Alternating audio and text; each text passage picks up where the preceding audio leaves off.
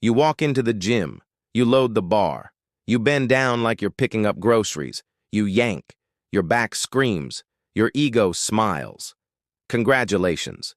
You just turned the king of exercises into a one-way ticket to physical therapy. I'm Iron Bull, and today we're talking about the deadlift, the most butchered, misunderstood, ego-inflated movement in every gym across America. And yeah, you're probably doing it wrong. You've been doing it wrong. And nobody told you because they're too busy filming their own disaster for Instagram. Let me paint you a picture. Right now, somewhere in this country, a guy is loading 4 plates on each side. His form looks like a question mark having a seizure. His spine is doing things spines were never designed to do. He lifts. He grunts. He drops the weight like he just conquered Everest. His buddies nod. The girls don't look. His lower back just aged 15 years. But hey, the number was big. The number looked good on the chalkboard. That's what matters, right? Wrong, dead wrong. And soon just dead tired of chronic pain. Here's the truth nobody wants to hear. The deadlift doesn't care about your ego. It doesn't care about your PR from last year. It doesn't care that you think you're built different. The deadlift is a contract with physics, anatomy, and reality. You either respect the terms or you pay the price. And brother, the interest rates on bad form are absolutely criminal. You're not just risking a workout. You're risking your spine, your nervous system, your ability to pick up your kids without wincing. But sure, keep rounding that back, because someone on YouTube said just grip it and rip it. Let me tell you what I see every single day. I see people treating the deadlift like a magic trick, like if they just believe hard enough, their body will figure it out. I see hips shooting up faster than a rocket launch, turning a hip hinge into a stiff-legged nightmare. I see lower backs rounding like the McDonald's arches.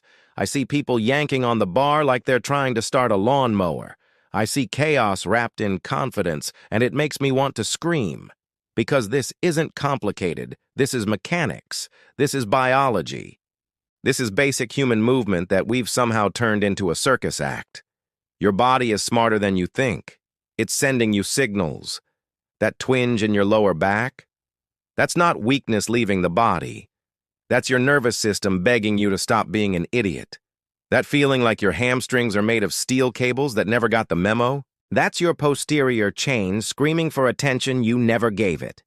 That sense that something just doesn't feel right? Listen to it. Because your body doesn't lie. Your ego does. Your body is trying to keep you alive. Your ego is trying to keep you impressed with yourself. Choose wisely. Here's what kills me. We live in the information age. You can learn anything in 30 seconds. But somehow, the deadlift remains this mystical exercise that people approach with all the strategy of a drunk driver. No plan. No technique. Just load and explode. And then we wonder why back pain is an epidemic. We wonder why people quit lifting. We wonder why physical therapists drive luxury cars. It's because we've glorified ignorance. We've made effort more important than execution. We've confused suffering with progress, and the deadlift, the beautiful, powerful, transformative deadlift, has become a scapegoat for our stupidity. You know what's ironic? The deadlift is probably the most functional exercise humans can do. It mimics real life, picking things up, setting things down. It builds total body strength like nothing else. It teaches tension, positioning, and power. It's a full-body symphony when done right. But we've turned it into a horror show. We've made it dangerous when it should be empowering. We've made it complicated when it should be natural. And now people are either terrified of it or too arrogant to learn it properly. If you're still watching this, do me a favor. Hit that like button. Not because I need the validation, but because we need to spread actual information in a sea of garbage advice. Drop a comment and tell me the worst deadlift advice you've ever heard. Share this with someone who needs to hear it before they wreck themselves. The algorithm doesn't care about truth. It cares about engagement. So let's game the system and actually help people for once. Now here's where it gets interesting. The deadlift isn't failing you. You're failing the deadlift. And it all starts with one fundamental misunderstanding that's so common, so widespread, so deeply embedded in gym culture that even experienced lifters get it wrong. They think the deadlift is about lifting. It's not. That's where everything falls apart. That's where backs break and egos shatter. The deadlift isn't a lift, it's a push. And if you don't understand that distinction, you're about to learn why your body has been fighting you this whole time. The deadlift is a push. Let that sink in while your brain short circuits. You're not pulling the weight off the ground, you're pushing the earth away from you. This isn't semantics. This is the difference between a healthy spine and a herniated disc. When you think pull, you yank with your arms, you round your back, you use your spine as a crane. When you think push, you drive through your legs. You maintain position. You use your body as a unit. Same exercise. Completely different execution. And that one mental shift changes everything. Let me break down the crime scene I see every day. Error number 1, and it's so common it should be a pandemic, the rounded lower back. The second someone bends down and their lumbar spine looks like a scared cat, I know we're in trouble. Your spine has natural curves for a reason. When you load it while flexed, you're compressing the front of your discs and stretching the back. You're creating a herniation waiting to happen. And the worst part? It feels fine, until it doesn't. Until you're on the floor wondering how picking up weight made you unable to pick up your phone. Error number 2, the early hip rise. This is my personal favorite because it's so predictable. Someone sets up decent. The bar breaks the floor, and immediately their hips shoot up like they're attached to balloons. Now their back is almost parallel to the ground. Now they're basically doing a Romanian deadlift with a weight they set up for a conventional deadlift. The bar drifts forward. The moment arm increases. The stress on the lower back multiplies. Physics doesn't negotiate. Your spine pays the bill. Error number 3, and this one's pure ego. The grip and rip mentality. No tension before the pull. No taking slack out of the bar. Just bend, grab, and yank. You know what happens when you jerk a heavy weight? All that force gets absorbed somewhere. Usually your lower back, usually your bicep tendons. The deadlift should start before it starts. You should be generating tension, pulling yourself down into position, creating pressure before the weight moves. It's called pre-tension, and skipping it is like trying to launch a rocket without fuel. Here's what proper deadlift mechanics actually look like. And I'm going to describe this so clearly that you have no excuse to screw it up anymore. You approach the bar. It's over mid-foot, not your toes. Mid-foot. You hinge at the hips. Your shins come to the bar, not the other way around. Your shoulders are slightly in front of the bar. Your arms are straight, completely straight. They're ropes, nothing more. Your lats are engaged. You're pulling your shoulder blades down and back like you're trying to squeeze oranges in your armpits. You take a breath into your belly.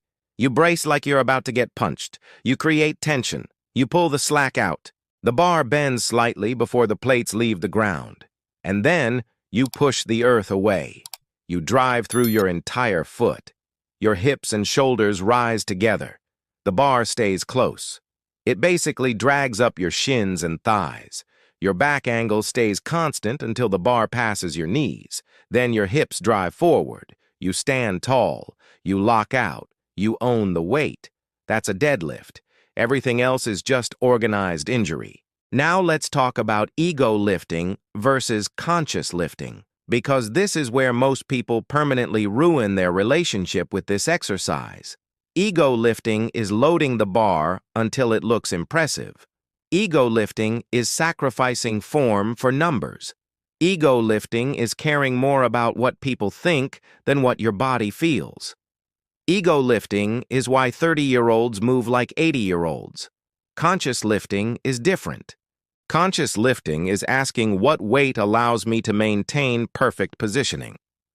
Conscious lifting is filming yourself and being honest about what you see.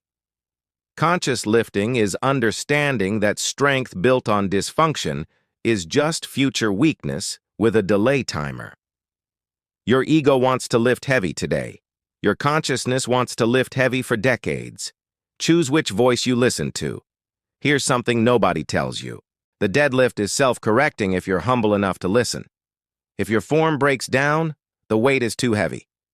Period. Not your form needs work so you can lift that weight. The weight is too heavy for your current ability. Strip the bar down. Learn the pattern. Build the strength in the right positions. Then add weight gradually. This isn't complicated. We've just been taught that suffering equals progress. That struggling means you're working hard. Sometimes struggling means you're working stupid. And there's no trophy for that. You want to know the real secret to a big deadlift? It's not a secret at all. It's boring. It's consistent technique. It's progressive overload done intelligently. It's accessory work that builds your weak points. It's mobility work that allows you to get into proper positions. It's recovery that lets your nervous system adapt. It's patience. God, I know that word makes you want to punch something. But patience is what separates people who lift for 5 years from people who lift for 50 years. The deadlift will give you everything: strength, power, confidence, resilience, but only if you give it respect first. So here's your choice. You can keep doing what you're doing. Keep loading the bar. Keep rounding your back. Keep letting your hips fly up. Keep yanking. Keep pretending that grit beats mechanics. And in 6 months or 6 years, when your back gives out, when you can't train anymore, when you're shuffling around like you're twice your age, you'll remember this moment. You'll remember someone told you. Or you can start over. You can check your ego at the door. You can learn proper positioning. You can film yourself. You can get coaching. You can build a deadlift that makes you stronger instead of breaking you down. The bar doesn't care which path you choose. But your spine does. Your future does. Your quality of life does. This is Iron Bull, and I don't do this because I like yelling at people. I do this because I'm tired of watching potential get wasted. I'm tired of seeing people destroy themselves in the name of progress. The deadlift is too valuable to screw up. Your body is too valuable to sacrifice. Join the Iron Pack. Subscribe, comment, and prove you've got more drive than excuses.